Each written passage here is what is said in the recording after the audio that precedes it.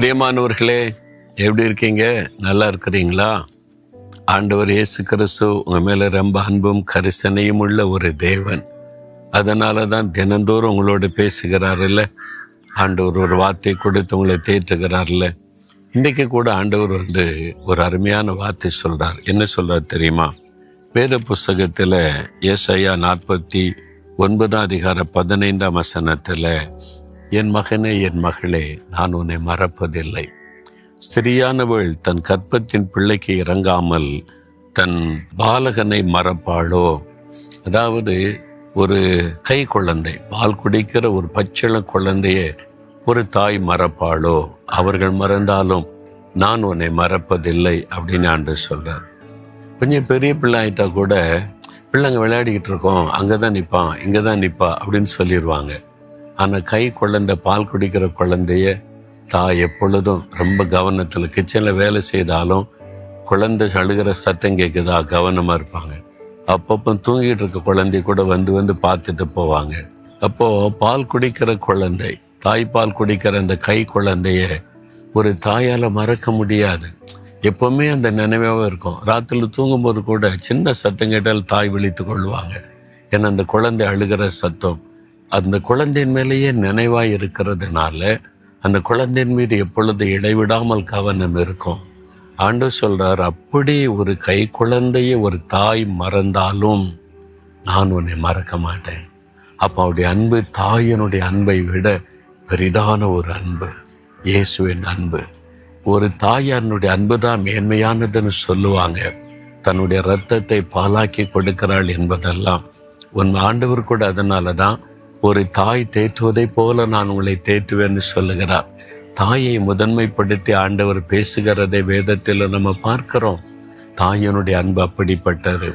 அப்படி அன்பு காண்பிக்கிற ஒரு தாய் கூட தன் குழந்தையை மறந்துவிடக் கூடும். இன்றைக்கு உலகத்தில் இதை பார்க்குறோமே. சின்ன குழந்தையை விட்டு யாரோ ஒருத்தனோட நேசித்து ஓடி போகிற பெண்களை குறித்து செய்தித்தாளில் நம்ம வாசிக்கிறோம். ஒரு தவறான உறவுக்காக பெற்ற சின்ன குழந்தையை கொலை செய்கிற, கிணத்துல தூக்கி போட்டு கொண்டு விட்டு போகிற தாய்மாரை குறித்து இப்போ நம்ம வாசிக்கிறோமே. ஆஸ்பத்திரியிலேயே விட்டு ஓடி போகிற தாய்மாரை குறித்து பார்க்கிறோமே. அப்போ அந்த அன்பு தணிந்து விட்டது. ஆண்டதான தான் சொல்லுகிறார், அந்த தாய் தன் கற்பத்தின் குழந்தையை மறந்தாலும் நான் உன்னை மறக்க மாட்டேன். ஆண்டவர் உங்களை விட்டுட்டு போக மாட்டார். உங்களை பாரமாய் நினைக்க மாட்டார். உங்களை கஷ்டமாக நினைக்க மாட்டார். நான் உன்னை நேசிக்கிறேன். நான் எப்படி உன்னை மறப்பேன்? நீ என்னுடைய மகன், என்னுடைய மகள். இயேசு கிறிஸ்து தன் கைகளில் ஆணியடிக்க, கால்களில் ஆணியடிக்க தன்னை ஒப்பு கொடுத்து, நொறுக்குவதற்கு தன்னை ஒப்பு கொடுத்து, சிலுவையிலே மறித்து இவ்வளவாய் நம் மீது அன்பு கூர்ந்தார். என்னுடைய அன்பு வார்த்தையில் உள்ள அன்பல்ல, என் ஜீவனை உனக்காக கொடுத்து உன்னை என் பிள்ளையாக நான் கையில் ஏந்தி இருக்கிறேன். என் தழும்புள்ள கரத்தில் என் மகனாய் மகளாக உன்னை நான் ஏந்தி இருக்கிறேன். எப்படி உன்னை மறக்க முடியும்? நான் உன்னை மறக்க மாட்டேன். தவறு செஞ்சிட்டேன், அதனால் நான் புறமே தள்ளிடுவேன்னா? நான் உன்னை மன்னிக்கிறவர், உன்னை சரிப்படுத்துகிறவர். என் கைக்குள்ளே உன்னை ஒப்புக்கொடு. நான் உன்னை மறக்க முடியல, உன்னை மறக்க மாட்டேன் என்று ஆண்டவர் சொல்லுகிறார். நீங்கள் அவரை விட்டு விலகி போயிருக்கலாம், அவருடைய அன்பு விலகவில்லை. நீங்கள் மறந்து போயிருக்கலாம், அவரால் உங்களை மறக்க முடியல. என்னுடைய மகன், என்னுடைய மகள், நான் உயிரே கொடுத்த ரத்த சிந்தை மீட்டு கொண்டேனே, உங்கள் நினைவாகவே இருக்கிறார்.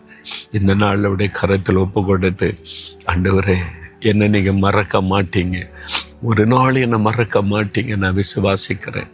உங்கள் கரத்தில் என்னை மறுபடியும் அர்ப்பணித்துக் கொள்றேன்னு சொல்கிறீங்களா? அப்படி ஒரு ஜெபம் பண்ணுங்க. ஆண்டவரே, நீர் என்னை மறக்காத ஒரு தேவன். ஆண்டவரே, என்னை மறக்க மாட்டேன் என்று வாக்கு கொடுத்திருக்கிறீங்க. ஒரு தாய் தன் கை குழந்தையை மறந்தா கூட மறக்க மாட்டேன்னு சொன்னீங்க. உங்களுடைய அன்பு எத்தனை பெரிது. இந்த அன்பை மறந்துட்டு நான் சில சமயத்தில் விட்டு விலகி போயிட்டு என்னை மன்னியும். மறுபடியும் உடைய கரத்தில் என்னை ஒப்பு கொடுக்கிற, உடைய கரத்துக்குள்ளே என்னை வைத்து கொள்ளும். நீர் என்னை மறக்க மாட்டீர், அதை விசுவாசிக்கிறேன். ஒரு நாளுமை விட்டு நான் விலகாதபடி உடைய கையுக்குள்ளே அடங்கி இருக்க ஒப்பு கொடுக்கிறேன். இயேசுவின் நாமத்தில் ஜெபிக்கிறேன் பிதாவே, ஆமென்.